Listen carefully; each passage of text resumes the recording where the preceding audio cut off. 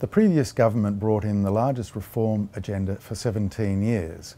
What is the landscape today? Certainly it has been the biggest reform agenda for 17 years, and it was courageous of them to bite the bullet and do that. Certainly there was a Productivity Commission report that we, Aged and Community Services and the sector as a whole, was encouraging government to adopt, which would have, if you like, freed up the ration supply in the sector and put it more on a market basis so that consumers had greater choice.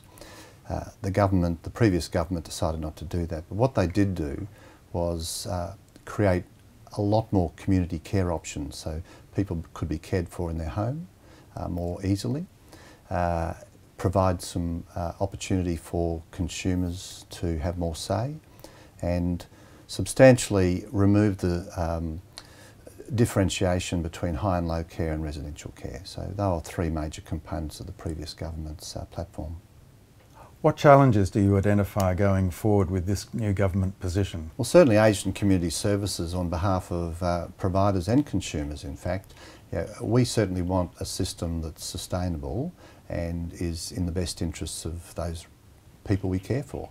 And the challenges I think that we will have with the current government in terms of either finding economic solutions or sensible policy baselines is in terms of workforce, in terms of how we cater for consumer choice and how we actually make the sector sustainable. Capital expenditure is very expensive. To forget the planning time, but just the cost side of building 100 bed residential facility is $35 million. We need money from banks, you've got to chip in with your own money, and all of that requires a sensible policy platform. So they're the issues we'll be focusing on. And then there is the challenge of maintaining the quality of the workforce. Workforce is a significant issue.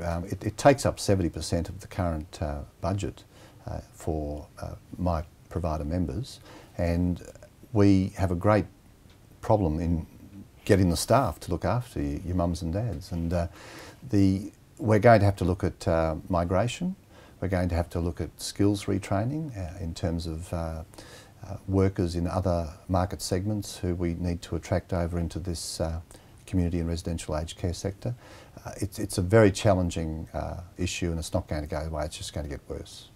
And the role of Aged and Community Services? We see the Aged and Community Services Australia role as supporting ageing Australians, and we certainly need the support of the entire community to do that. This is really critical stuff, and it's got to be part of an ongoing discussion that we and the community at large have